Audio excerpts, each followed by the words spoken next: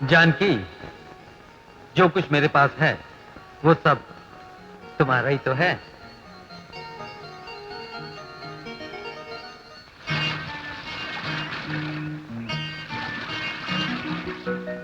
ललिता, मैं पार्वती चाची के घर जा रही हूँ। आज मुझे वहाँ बहुत काम है। शायद देर से आऊंगी तो घर पर ही रहना। हाँ हाँ हाँ हाँ, मैं घर पर ही रहूंगी और रघु चाचा को बुलाऊंगी और तुम्हारी शादी की बात करूंगी। ये तू क्या बात करेगी मेरी शादी के बारे में? हाँ, अरे भगवान ने जिसके संजोग में जो लिखा है वो होके रहेगा। बेकार की बात मत सोच, बैठ के पढ़। अपने शरीर को चमकाने के लिए हमेशा लिरिल इस्तेमाल कीजिए। लिरिल लिरिल लिरिल लिरिल। क्या कामेश गिरफ्तार हो गया? हाँ बेटा, अब तू कुछ भी करके शहर जा, किसी भी तरह जमानत पे छुड़ा के। बेटा मैं मानता हूँ वो गंदा है, बुरी सोबत में बैठता है, लेकिन उसकी बूढ़ी दादी है, उसका मुंह देखकर कुछ ना कुछ तो करना ही पड़ेगा ना। हाँ? जा बेटा। खबरदार, मुझको रिहा करने आए हो ना? मैं जानता था, क्योंकि जब आजादी के सिपाही चंद्रशेखर, भगत सिंह, महात्मा गांधी जेल में थे तो देश में इनकलाब आ गया था। लोग उनको आजाद कराने के लिए सीने पे गोलियां खा रहे थे। गवर्नमेंट के तंबू में घबराहट पैदा हो गई। इसलिए अगर तुम इस शेर को आजाद ना करते तो देश में फिर से इनकलाब आ जाता, गोलियां चलती, लाशों का ढेर लग जाता, आग लगती, स्ट्राइक हो जाती, न जाने क्या से क्या हो जाता। ऐसा कुछ नहीं होता।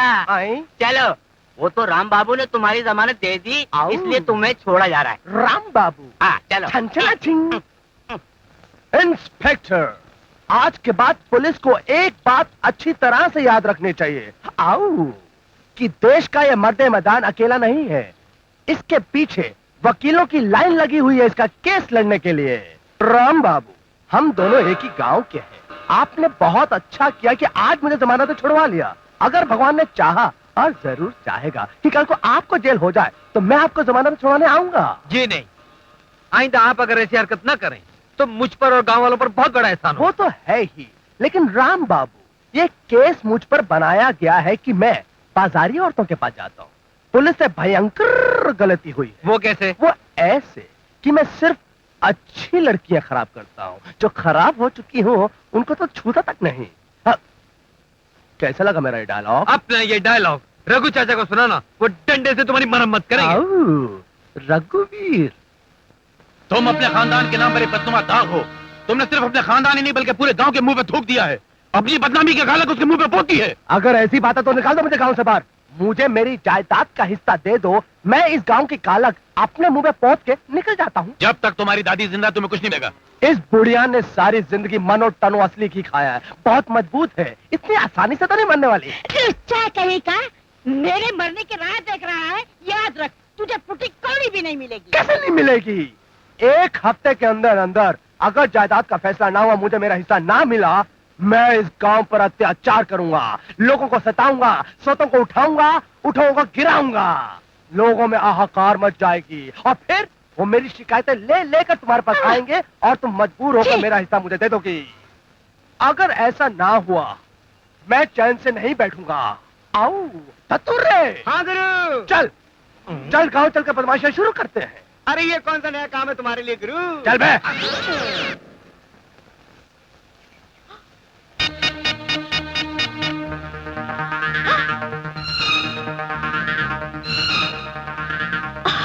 राम बाबू, राम बाबू, राम बाबू, राम बाबू।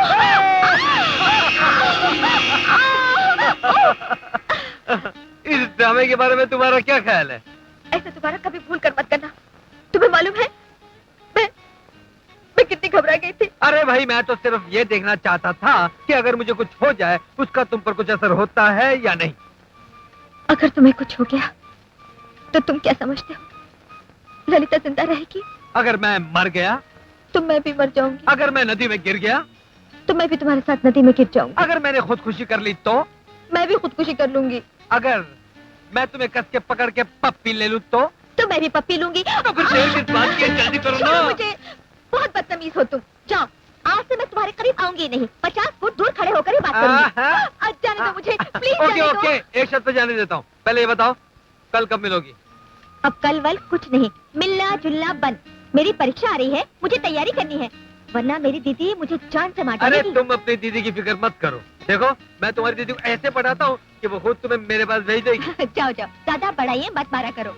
मेरी दीदी के सामने ये सब कुछ नहीं चलेगा। कल तुम खुद मान जाओगी कि ये राम बाबू का दिमाग है, वकील का दिमाग है। हाँ, देखेंगे। हे भगवान, ये तुम क्या कह रहे हो? हाँ जानकी, ललिता का एक टीचर मेरे साथ कॉलेज में पढ़ता था, उसने मुझे बताया। वैसे तो बाकी सब विषयों में अच्छी है, लेकिन बॉटनी में बहुत कच्ची है। तो क्या? बॉटनी।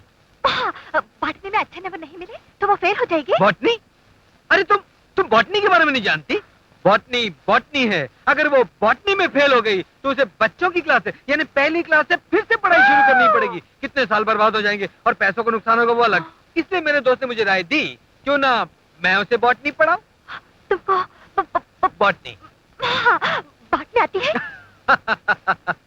मैं तो बॉटनी का चैंपियन था। जब मैं कॉलेज में आता था ना तो मुझे देखकर लोग कहते थे, वो देखो बॉटनी का राजा आ रहा है, वो देखो बॉटनी का राजा आ रहा है। तो फिर कल से उसे पढ़ाना शुरू करो, तुम्हें बहुत बहुत मेहरबानी होगी। मेहरबानी की क्या बात है, लेकिन मैं मजबूर हूँ। मेरे पास तो सर खुजाने की फुर्सत नहीं। नहीं, ऐसा मत कहो। जब भी थोड़ा सा वक्त मिले उसे पढ़ाओ। ठीक है, जब तुम इतनी सिफारिश कर रही हो तो कुछ ना कुछ तो करना ही पड़ेगा। लेकिन पहले उससे पूछ लो कि उसे मुझसे पढ़ना मंजूर है कि नहीं है, क्योंकि वो अपनी नाक पर मक्खी भी नहीं बैठने देती। मक्खी। उससे पूछने की क्या जरूरत है? नाक पर मक्खी नहीं बिठाएगी तो मैं उसकी नाक भी कुचल डालूंगी। दीदी प्लीज प्लीज। नहीं, मैं कुछ नहीं सुनने वाली। दीदी तुम समझते क्यों नहीं? वो मुझे कैसे पढ़ा सकते हैं? उनके सब्जेक्ट और मेरे सब्जेक्ट एकदम अलग है। हाँ, ज्यादा चालाक बनने की कोशिश मत करो। मुझे सब मालूम है। उन्होंने कॉलेज में 5 साल पढ़ाई की और तू अभी तीसरे साल में है। तू क्या समझती है मैं कॉलेज में नहीं गई तो मुझे कॉलेज के बारे में कुछ नहीं मालूम? दीदी वो आर्ट्स पढ़ते थे और मैं साइंस पढ़ती हूँ। उनको बॉटनी का एक शब्द भी नहीं मालूम। हाँ, ये एक शब्द भी नहीं मालूम? अरे कॉलेज में लोग उन्हें बॉटनी का राजा कहते थे। बॉटनी का राजा। हाँ। और तू कहती है उन्हें कुछ नहीं आता? अरे चल ना दीदी। अरे आना, सुनो तो। बैठ जा, ध्यान लगाकर सुनती जा। राम बाबू क्या कहते हैं, क्या सिखाते हैं, उनसे सीखने की कोशिश कर। जानकी, मेरी इससे ज्यादा जान पहचान तो है नहीं। मैं इसे गंभीरता से और दिल लगाकर पढ़ाने की कोशिश करूं, कहीं ये मुझे गलत न समझ बैठे। गलत क्यों समझेगी? अगर ये ध्यान न दे तो सीधा एक छांटा रसीद करना, बिल्कुल झिझकना मत। हाँ। अरे मानते हो कि नहीं मानते? ले आई ना तुम्हारी बहन तुम्हें यहाँ, और साथ में पूरी आजादी दे दी कि पढ़ाते वक्त मैं तुम्हारे साथ कोई भी हरकत कर सकता हूँ। मानती हो मेरी रफ्तार को? यही रफ्तार बॉटनी सिखाने में दिखाना तो मानूंगी। अरे बॉटनी क्या है? हाँ, बॉटनी बॉटनी बॉटनी है। वो क्या है कि बैंगन होता है ना, बैंगन का जो पाँव होता है, पाँव का जो पिछला अंगूठा होता है, उसका जो नाखून होता है ना, उसको बॉटनी कहते हैं। गुलगुले। हाँ गुरु। हमने रघुवीर चाचा को जायदाद का फैसला करने के लिए 1 हफ्ते की मोहलत दी थी, जो पूरी हो गई। जब तक पाप की उंगली को टेढ़ी करके शराफत के डब्बे में ना डाला जाए तो घी बाहर निकलता ही नहीं ना। अब हम अपनी कार्रवाई जलजले की तरह शुरू करते हैं और सारे गांव को बर्बादी के सैलाब में डुबो देते हैं। वो कैसे? जैसे पुरानों में राक्षस किया करते थे। वो क्या किया करते थे? राह चलते हुए ब्राह्मणों का जीना हराम कर देते थे। पाप की देवी को शरीफ इंसानों के खून से नहलाया करते थे। जवान और कुंवारी लड़कियों की इज्जत लूट लिया करते थे। क्या मतलब? मतलब बलात्कार, रेप। आओ, गांव की कोई कुंवारी लड़की न बच न पाए। आओ, वो देखो, जिंग जिंग चमेली आ रही है। अब मैं इसकी जवानी कैसे लूटता हूँ। ठहरो मेरी झिंग झिंग चमेली, मैं तुम्हारे साथ बलात्कार करूंगा। बलात्कार? ये कौन सी कार होती बाबूजी? कार नहीं, मैं तुम्हें अपनी बाहों में मजबूती के साथ पकड़ूंगा, तुम्हें प्यार करूंगा, तुम्हारी जवानी को लूट लूंगा, तुम्हारे नरम नरम होठों को चूस लूंगा, तुम्हारी आंखों में डूब जाऊंगा। आओ। मेरे ऐसे भाग्य कहाँ? तुम तो ऐसे खुश हो रही हो जैसे मैं तुम्हें सम्मान दे रहा हूँ। अरे बेवकूफ लड़की, मैं तुमको बर्बाद कर दूंगा, तुम्हारी इज्जत को लूट लूंगा। हाय, तो लूटो ना। मैं तो मुद्दत से इस दिन का इंतजार कर रही थी। मेरी आंखें तो कब से तुम पे लगी हुई थी। चल उधर चलते हैं, वहाँ कोई नहीं आएगा। लगता है ये लड़की को समझी नहीं है। अरे मैं सब समझ गई हूँ और अब तुझे भी समझाऊंगी। अरे मेरे राजा, आजा, आजा, मैं तुझे छोड़ूंगी नहीं। ऐसी बात मारूंगी, अरे रुक जा।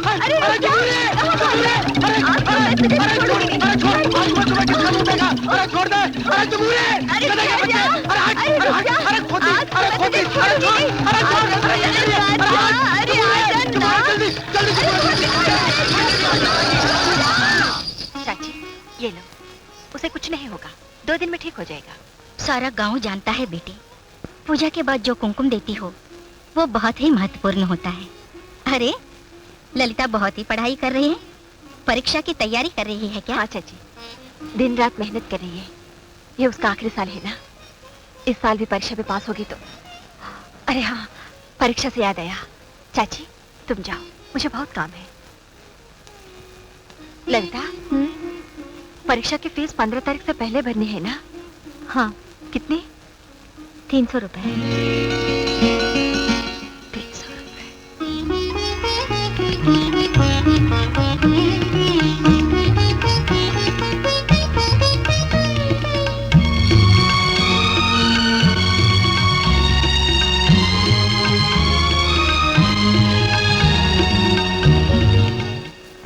हे परम पूज्य सूर्य देवता, कष्ट का निवारण कर, मुझे मुक्ति दे प्रभु, मुक्ति दे। आओ जम्मू रे!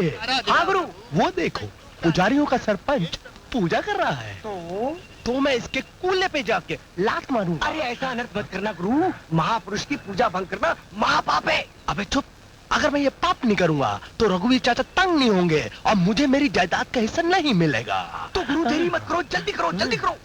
हे अष्ट देवता, मुझे क्षमा करो, निर्वाण दो, मुक्ति दान करो, ओ मुक्ति दान। ढिंके टिका, ढिंके टिका, वो भी हूँ। सर्वनाश हो जाने दो, तू नरक में जाएगा। वही तो जाना है। अरे मैंने तेरा क्या बिगाड़ा था, तूने मेरे कूल्हे पे लात मारी। तुम्हारे कूल्हे पे लात मारना मेरा कर्तव्य है, हर रोज मारूंगा। मैं रघुवीर चाचा से इसकी उल्हाना करूंगा। वही तो मैं चाहता हूँ, करो। क्या लात मारी? ढिंके टिका, क्या लात मारी? कीड़े पड़ेंगे। कटोरे। हाँ